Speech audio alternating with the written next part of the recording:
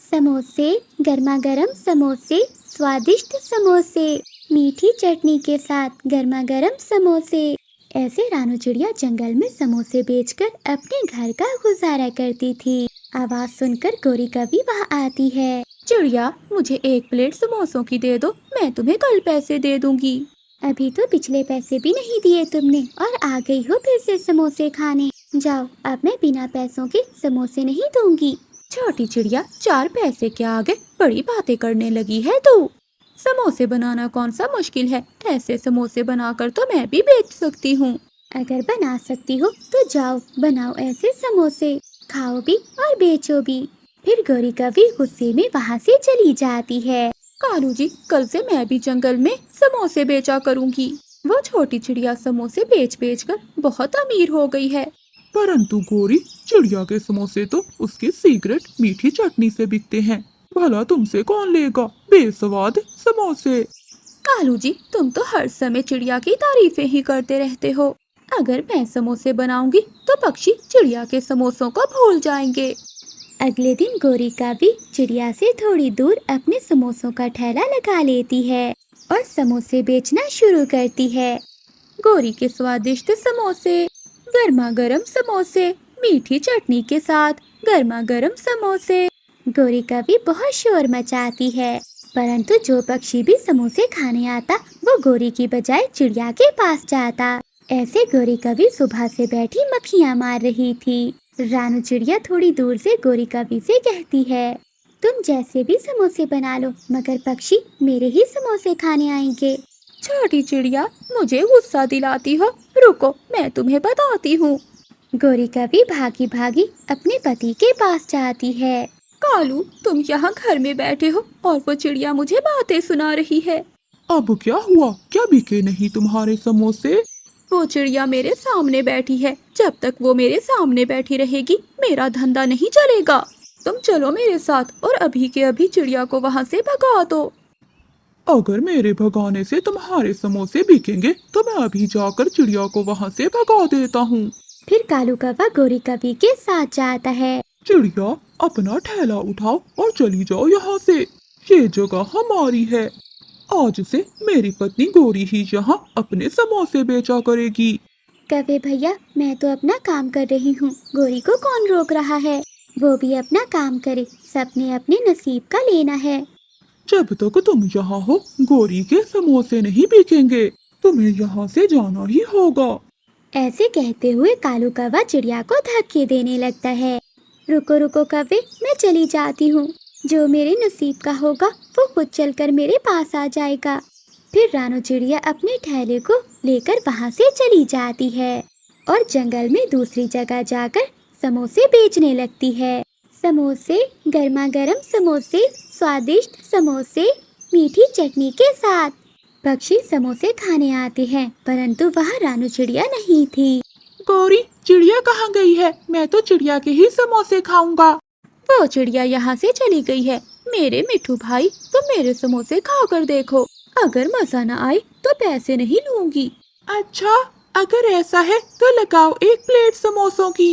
गौरी कभी 1 प्लेट समोसों की मिठू तोते को देती है। मिठू जैसे ही खाता है तो थू थू करता है। छी छी, ये कैसे समोसे हैं? ना कोई मजा ना कोई स्वाद। मैं नहीं खाऊंगा ऐसे समोसे, ये तुम अपने पास ही रखो। तोते, अब ये तेरे छोड़े हुए समोसे कौन खाएगा? लाओ, इसके पैसे मुझे दो।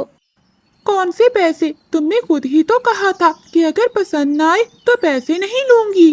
किसने कहा था तुम्हें? मैंने तो नहीं कहा था।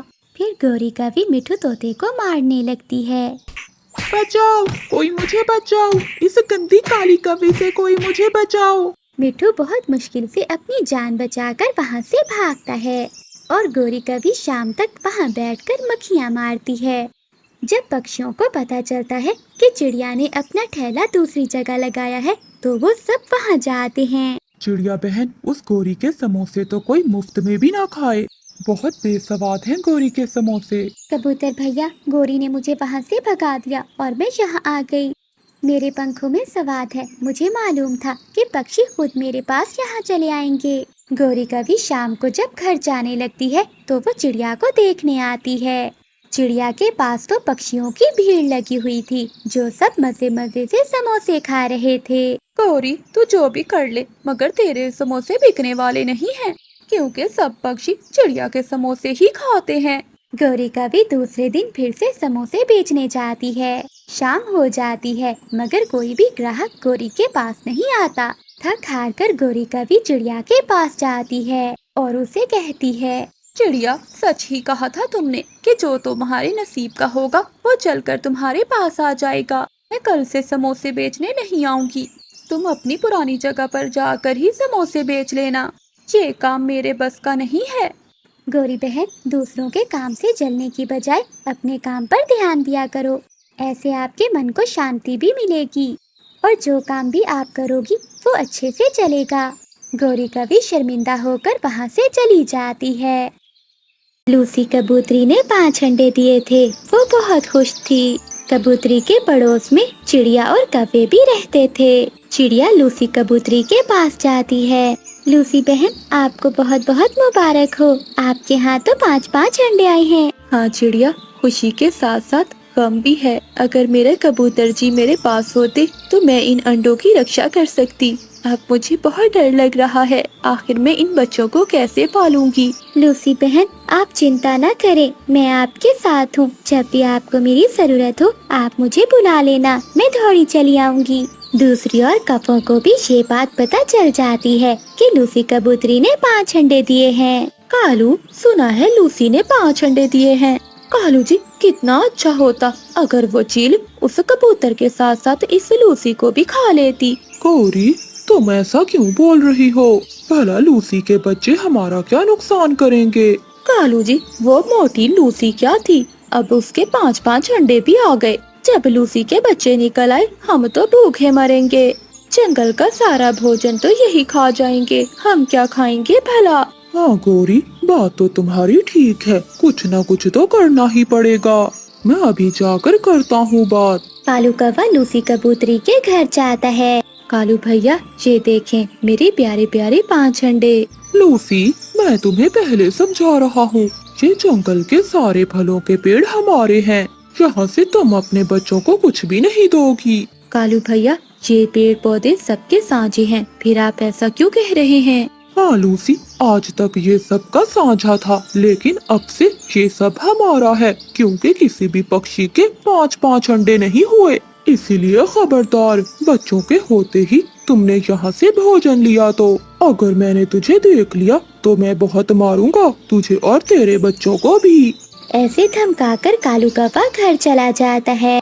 ऐसे ही कुछ दिन बीत जाते हैं। लूसी कबूतरी के अंडों से बच्चे भी निकल आते हैं। अगले दिन लूसी कबूतरी अपने बच्चों से बोलती है, मेरे प्यारे बच्चों, आज मैं तुम सबका भोजन लेने दूसरे जंगल जा रही हूँ। हो सकता है मुझे आने में देर हो जाए। तुम सब रोना मत और घोंसले से बाहर नहीं जाना। अगर मैं चिड़िया बहन से मदद मांगूंगी तो आखिर कब तक? मुझे अपने बच्चों के लिए खुद ही कुछ करना होगा। लूसी कबूतरी ऐसा सोचती है और वो अगले दिन से ही भोजन लेने चली जाती है। कालू जी, कबूतरी के बच्चे घर में अकेले बैठे हैं। लगता है कबूतरी भोजन लेने दूसरे जंगल गई हुई है। जाती कैसे नहीं, मेरे डंडे से डर जो लगता है सबको। हाँ हाँ, बस बस, कोई बड़ा काम नहीं कर दिया तुमने। मजा तो तब आता जब वो कबूतरी अपने बच्चों को साथ लेकर दूसरे जंगल ही चली जाती। बच्चों को इंतजार करते करते सुबह से शाम हो जाती है। बच्चे भूखे थे, उन्हें तो उड़ना भी नहीं आता था। भैया, बाहर पेड़ पर कितने फल लगे हुए हैं, हम यहीं से खा लेते। मम्मा को इतनी दूर जाने की भला क्या जरूरत थी? गुड़िया, मम्मा ने कहा है कि अगर वो यहाँ से भोजन लेंगी तो वो कौवे हमें मारेंगे। ऐसे बच्चे बहुत उदास थे, पर मम्मा कबूतरी क्या करती? उसे कौवों से बहुत डर लगता था। वो भोजन लेकर वापस आ रही थी कि रास्ते में एक शिकारी चील उसे देख लेती है। अरे वाह वाह, कबूतरी, आज तो मुझे कबूतरी का मांस खाने को मिलेगा। ऐसा कहते हुए वो जालिम चील कबूतरी पर हमला करती है और उसे मारकर खा जाती है। बच्चे घर पर अकेले थे और रो रहे थे। रानो चिड़िया बच्चों की आवाज सुनकर वहाँ आती है। अरे बच्चों, क्या हुआ? आप इतना शोर क्यों मचा रहे हो? और आपकी मम्मा कहाँ हैं? आंटी, हमारी मम्मा हमारे लिए सुबह से भोजन लेने गई हुई है, मगर अभी तक लौट कर नहीं आई। अरे बच्चों, ऐसा कैसे हो सकता है? मुझे तो लूसी ने कुछ नहीं बताया। वो अकेले भोजन क्यों लेने चली गई? अब तो रात हो गई है, जरूर वो किसी मुसीबत में होगी। थोड़ी देर बाद मिठू तोता भी वहाँ आ जाता है। चिड़िया बहन, मैं दूसरे जंगल से लौट रहा था, तभी मैंने देखा कि जालिम चील ने लूसी कबूतरी को मारकर खा लिया है। मिठू भैया, ये आप क्या कह रहे हो? इन छोटे छोटे बच्चों का क्या होगा? ये कैसे अपनी माँ के बिना रहेंगे? फिर रानू चिड़िया कबूतरी के बच्चों को लेकर अपने घर में चली जाती है। कालू जी, जरा उठो और जाकर देखो, चिड़िया के घर से बच्चों की आवाजें आ रही हैं। कहीं चिड़िया ने भी तो बच्चे नहीं दे दिए? हाँ गौरी, आवाज तो चिड़िया के घर से ही आ रही है, मैं जाकर देखता हूँ। फिर कालू कौवा चिड़िया के घर जाता है। अरे ये क्या चिड़िया, ये कबूतरी के बच्चे तुम्हारे घर में क्या कर रहे हैं? कालू भैया, लूसी को चील ने खा लिया है। ये बच्चे बेचारे अनाथ हो गए हैं, इसलिए आज से मैं ही इनकी माँ बनकर इन्हें पालूंगी। क्या चिड़िया, ये तुम क्या कह रही हो? अगर तुम्हें इन बच्चों को पालना है तो यहाँ से जाना होगा। क्यों कालू? ये पेड़ मेरा है और ये घर भी मेरा है, मैं नहीं जाऊंगी कहीं। चिड़िया, तुमने एक बार सुना नहीं, मेरे मामा जी आ रहे हैं और वो इसी पेड़ पर अपना घर बनाना चाहते हैं। वो सुबह ही आने वाले हैं, तुम जल्दी से इन बच्चों को लेकर यहाँ से चली जाओ, वरना मुझे निकालना अच्छी तरह से आता है। कौवे, मैं तुमसे नहीं डरती, मैं नहीं जाऊंगी। मैं भला इतनी जल्दी इन छोटे बच्चों के लिए घर नहीं बना सकती। क्या कहा? मेरी बात नहीं मानेगी? लगता है तू जानती नहीं मुझे। ये कहते हुए कालू कौवा डंडा उठाता है और कबूतरी के बच्चों को मारने लगता है। कालू, बस करो, मेरे बच्चों को और न मारो। मैं चली जाऊंगी यहाँ से। हो, अब आई अकल ठिकाने, या और लगाऊं डंडे की मार। चल भाग यहाँ से। फिर रानू चिड़िया कबूतरी के बच्चों को साथ लेकर दुखी मन से वहाँ से चली जाती है। कालू कौवा हंसता हुआ अपनी पत्नी से बोलता है, गौरी, भगा दिया मैंने चिड़िया और कबूतरी के बच्चों को भगा दिया, और लूसी को भी एक चील ने खा लिया। अब कोई भी नहीं रहेगा हमारे पड़ोस में। अरे वाह वाह मेरे सुंदर पति जी, ये तो तुमने बहुत अच्छा किया। अब हम पास वाले घरों में किराएदार रखेंगे और वो हमें दाना देंगे। रात अंधेरी थी। चिड़िया खुले आसमान में अपने छोटे छोटे बच्चों को साथ लेकर खड़ी हुई थी। ऐ ऊपर वाले, मैं इन छोटे छोटे बच्चों को लेकर कहाँ जाऊंगी? अब आप ही मेरी कोई मदद करें, कोई रास्ता दिखाएं मुझे। रानू चिड़िया ऐसे रो रही थी। तभी वहाँ पर एक जादुई परी आती है। वो चिड़िया के लिए सबसे पहले एक सुंदर सा घर बनाती है। छोटी चिड़िया, ये जादुई घर है, जहाँ पर तुम्हें भोजन की भी कोई कमी नहीं होगी। मैं इन छोटे बच्चों के लिए आई हूँ। आज से तुम इन छोटे बच्चों को साथ लेकर इसी घर में रहना। परी जी, आपका बहुत बहुत धन्यवाद। फिर परी वहाँ से आसमान में चली जाती है और चिड़िया कबूतरी के बच्चों को साथ लेकर घर में चली जाती है।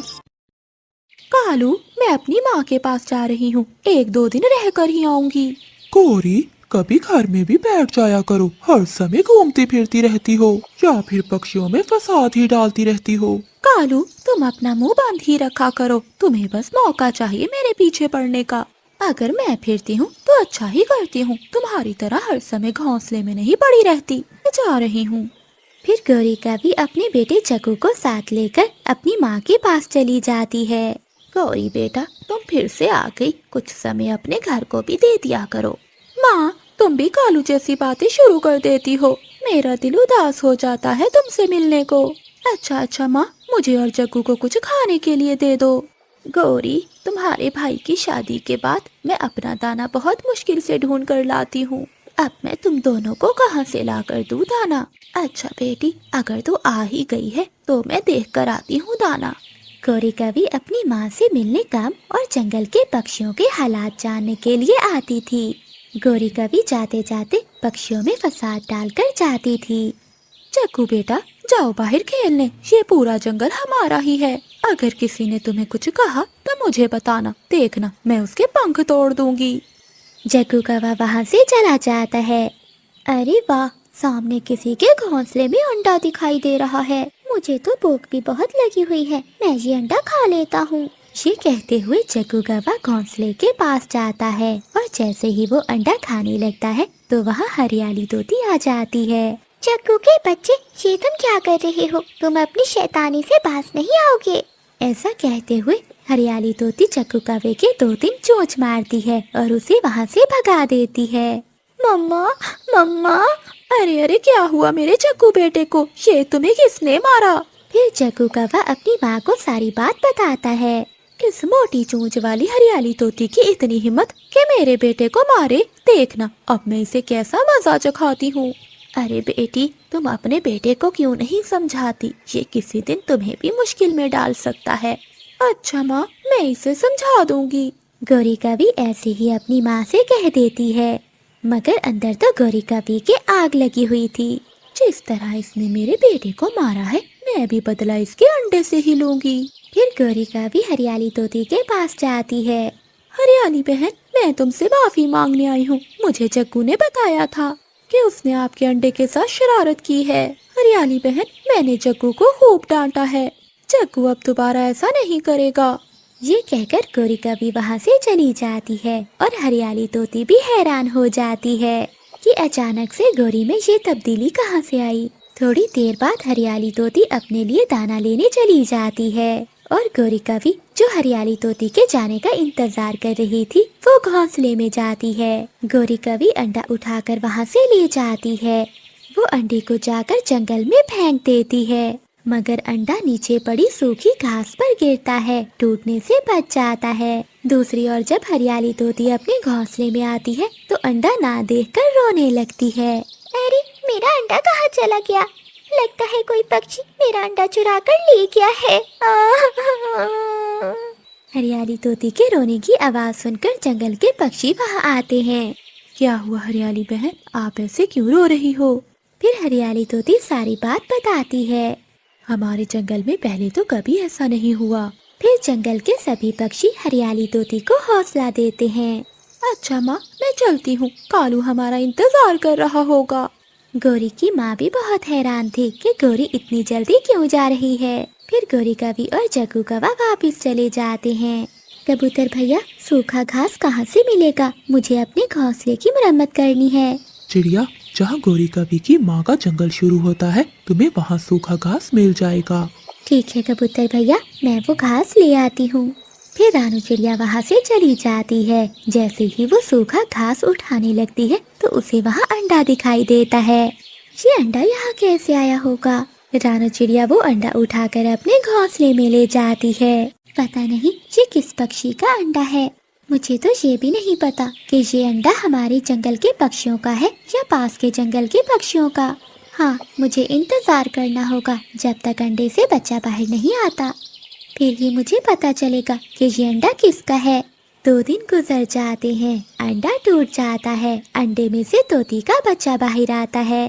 तभी गौरी कवि रानू चिड़िया के घर जाती है। गौरी कवि तोती के बच्चे को देखकर हैरान थी। चिड़िया, ये तोते का बच्चा तुम्हारे पास कहाँ से आया? हाँ गौरी बहन, मैं खुद बहुत परेशान हूँ कि किसी ने अपना अंडा क्यों फेंका होगा।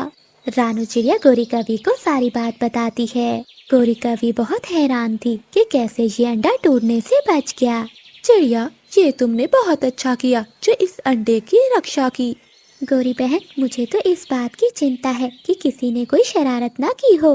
अगर ऐसा है तो इस अंडे की माँ तो तड़प रही होगी। चिड़िया, भला ऐसी शरारत कौन करेगा? तुम नहीं जानती आजकल की माँओं को आजाद रहना चाहती हैं।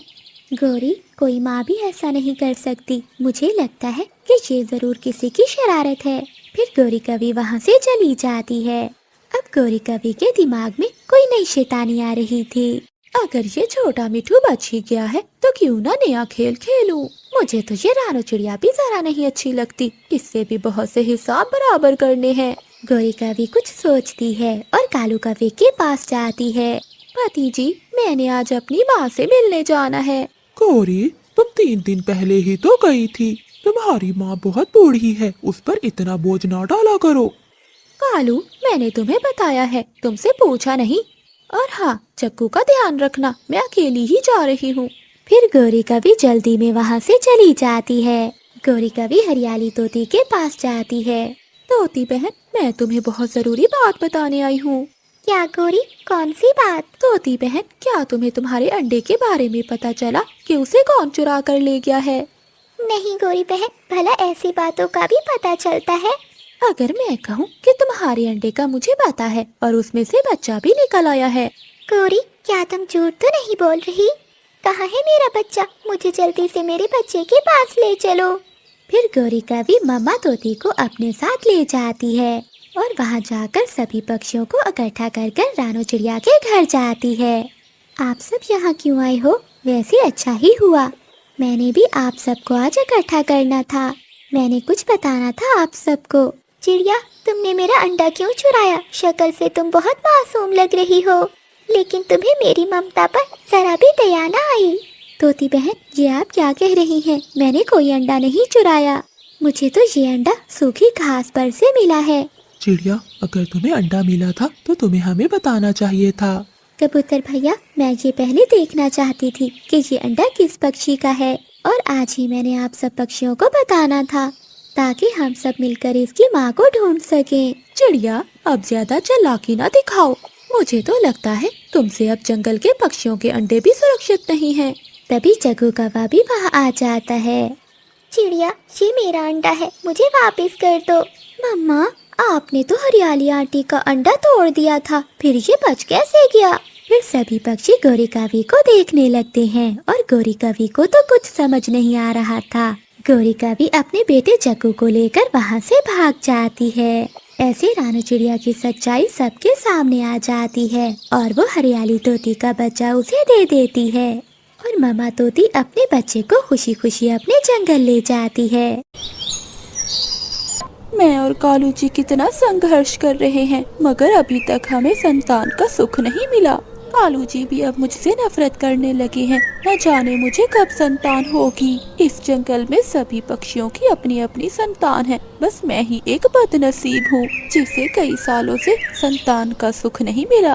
गौरी कवि अपने दुखों को याद कर रोई जा रही थी। तभी गौरी कवि को झाड़ियों के पास एक छोटा चील का बच्चा जख्मी दिखाई देता है। गौरी कवि तुरंत वहाँ जाती है। मम्मा, मम्मा, मेरे पंख, मेरा पंख। अरे, ये तो चील का बच्चा है, मगर इसके पंख पर बहुत चोट लगी हुई है। क्या हुआ बेटा, तुम्हारे ये चोट कैसे लग गई? आंटी, मैं अपने घर जा रहा था, मगर रात को रास्ता भूल गया और एक पेड़ से टकराकर मैं इन झाड़ियों में फंस गया और मेरे पंख पर चोट लग गई। अब मैं उड़ नहीं पा रहा, मुझे बहुत दर्द हो रहा है। गौरी कवि चील के बच्चे को लेकर अपने घर चली जाती है। अरे, आ गई मनहूस कहीं की।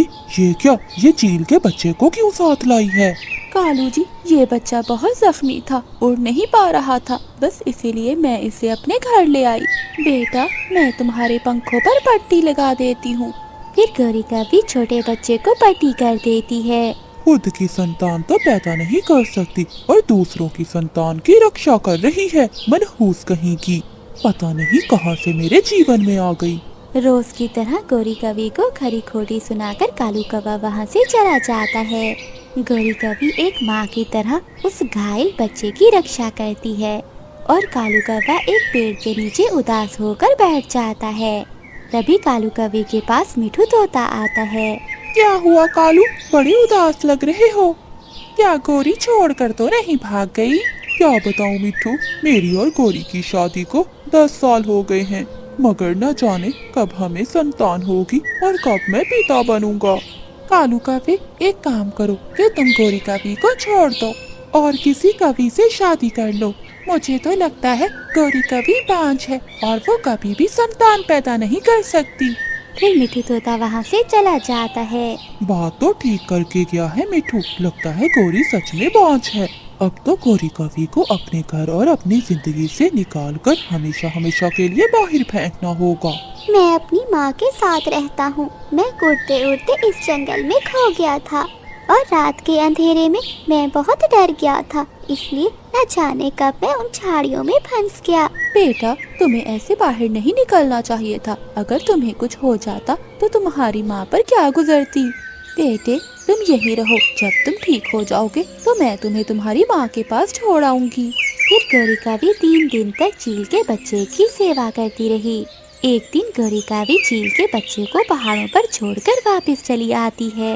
जैसे ही वो अपने घर आती है तो दरवाजे पर कालू कौवा खड़ा था। अरे मनहूस कहीं की, कहाँ चली आ रही है? रुक वहीं पर। अब मैं तुझे अपने घर में नहीं रहने दूंगा, बांझ कहीं की। ना तो मुझे खुशियाँ दे रही है और ना सुकून से जीने दे रही है। चल निकल निकल यहाँ से, और आज के बाद अपनी मनहूस शक्ल लेकर मेरे घर में मत आना। नहीं कालू जी, मुझे अपने जीवन से मत निकालिए। मैं आपके सामने पंख जोड़ती हूँ। गौरीकावी मिन्नतें करती रही, मगर कालू कौवे ने गौरीकावी की एक ना सुनी और उसे वहाँ से निकाल दिया। गौरीकावी रोते रोते उस जंगल को छोड़कर वहाँ से चली जाती है। ये क्या हो गया मेरे साथ? मेरे कालू ने मुझे हमेशा हमेशा के लिए निकाल दिया। तभी वहाँ रानू चिड़िया आती है। क्या हुआ कवि बहन, आप ऐसे क्यों रो रही हो? फिर गौरीकावी रानू चिड़िया को सारी बात बताती है। गौरी बहन, आपके साथ तो बहुत बुरा हुआ। मैं आपके लिए प्रार्थना करूंगी कि आपको सारी खुशियाँ मिल जाएं और आपके पति आपके साथ खुशी खुशी जीवन गुजारें। उस जंगल के सभी पक्षी अब गौरीकावी के बहुत अच्छे दोस्त बन गए थे। एक दिन गौरीकावी बैठी हुई थी कि उसके पेट में दर्द होता है। गौरी बहन, क्या हुआ? पता नहीं चिड़िया, मेरे पेट में बहुत दर्द हो रहा है।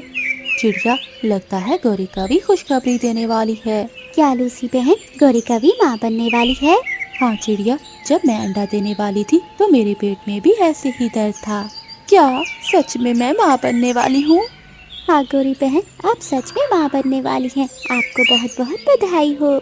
मुझे ये खुशखबरी अपने कालू जी को बतानी होगी। ये सुनकर मेरे कालू जी खुशी से झूमने लगेंगे। गौरीकावी खुशी खुशी अपने जंगल की ओर जाने लगती है। वहाँ से जंगल बहुत दूर था। आधा रास्ता तय करने के बाद गौरीकावी थक जाती है और वो एक पेड़ के नीचे बैठ जाती है। बहुत थक गई हूँ, थोड़ी देर आराम कर लेती हूँ। तभी वहाँ एक जालिम चील आ जाती है। अरे वाह, ये काली कवि तो बहुत मोटी है। आज तो इसे खाकर मजा ही आ जाएगा। अरे बाप रे, ये जालिम चील कहाँ से आ गई? अरे कवि, आज तेरा अंतिम समय आ गया है।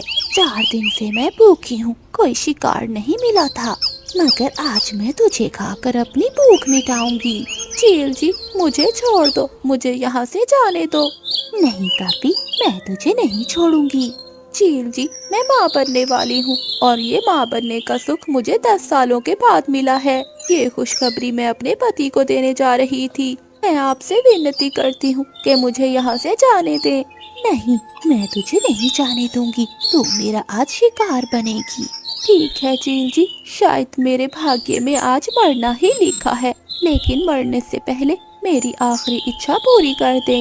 बता, क्या इच्छा है तेरी? मुझे बहुत प्यास लगी है, थोड़ा सा पानी पिला दे। यही पास में मेरा घर है, चल मैं तुझे चलकर वहाँ पानी पिलाती हूँ और फिर तुझे खा जाऊंगी। फिर गौरीकावी चील के साथ चली जाती है। उन दोनों को जाता हुआ एक जालिम बाज देख लेता है। अरे वाह, इस बूढ़ी चील के साथ काली काफी, आज तो इसका मैं शिकार बनाऊंगा। वो जालिम बाज उन दोनों के पीछे लग जाता है। चील जल्दी से अपनी गुफा में जाती है और गुफा का मुंह बंद कर देती है। वो जालिम बाज गुफा के आगे आकर खड़ा हो जाता है। तभी चील गुफा में देखती है, वहाँ कोई नहीं था। मेरा बेटा कहाँ है? वो खिड़की में से देखती है तो बाहर उसका बेटा बाज के आगे खड़ा था। तभी गौरीकावी गुफा से बाहर आती है और उस चील के बच्चे के साथ खड़ी हो जाती है। जालिम बाज, तुम चाहो तो मुझे खा सकते हो, मगर इस बच्चे को जाने दो। तभी वो बाज बच्चे को छोड़ देता है। फिर चील का बच्चा गुफा में आता है। मेरा बच्चा। माँ, आप उस कवि को बचा लीजिए। ये वही कवि है जिसने उस दिन मेरी जान बचाई थी। अपने बेटे की बातें सुनकर वो चील पीछे से बाज पर हमला कर देती है। तभी वो बाज डरकर वहाँ से भाग जाता है।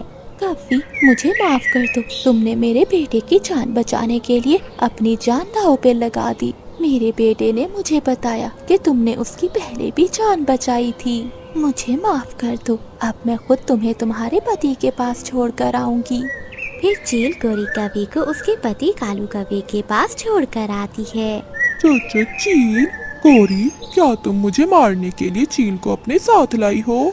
नहीं कौवे, मैं तुझे मारने नहीं आई, बल्कि तेरी पत्नी को छोड़ने आई हूँ। उस दिन इसने मेरे बच्चे की जान बचाई और आज मैंने इसकी जान बख्श दी।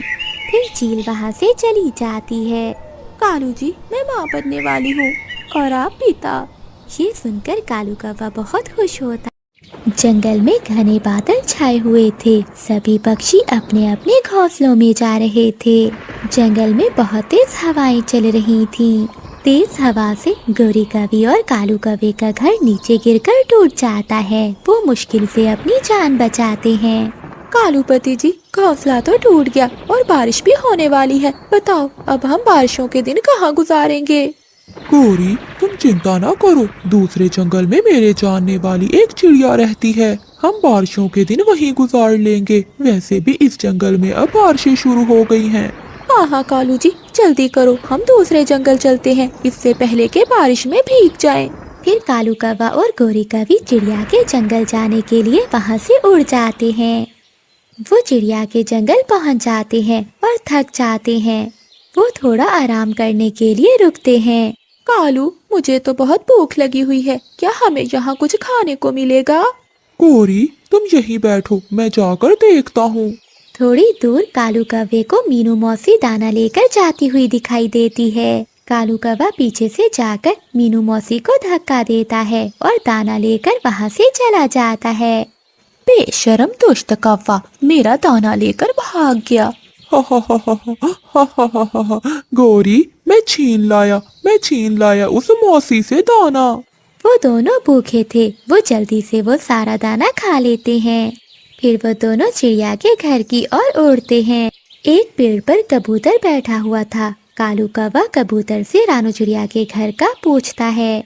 वो सामने बड़े पेड़ पर है चिड़िया का घर। फिर वो दोनों कौवा कौवी चिड़िया के घर जाते हैं और दरवाजे पर जोर जोर से दस्तक देते हैं। दरवाजा अंदर से बंद था। खिड़की से रानू चिड़िया की बेटी गुड़िया बोलती है। बताइए आंटी, आपको किससे मिलना है? दरवाजा तो खोल दो बेटी, फिर बताते हैं किससे मिलना है। आंटी, मेरी मम्मा ने कहा है कि कोई भी अजनबी आए तो दरवाजा नहीं खोलना। नहीं नहीं बेटी, हम तो तुम्हारी मम्मा के जानने वाले हैं। मैं तुम्हारी मम्मा का बहुत अच्छा दोस्त हूँ। नहीं अंकल, जो भी हो जाए, जब तक मेरी मम्मा नहीं आती मैं दरवाजा नहीं खोलूंगी। कालू जी, लगता है ये छोटी चिड़िया हमें घर नहीं जाने देगी। अब तो हमें रानू चिड़िया का इंतजार ही करना होगा। मिठू भैया, अब मैं चाहती हूँ, मुझे घर जाकर अपनी बेटी को दाना भी देना है। फिर रानू चिड़िया अपने घर की ओर चली जाती है। कालू कौवे, तुम यहाँ कैसे? रानो, कल की तेज हवा से मेरा घोंसला टूट गया था, इसलिए मैं कुछ दिन तुम्हारे पास रहने के लिए आया हूँ।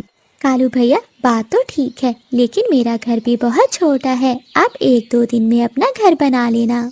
फिर रानू चिड़िया गोरी कौवी और कालू कौवे को घर के अंदर ले जाती है।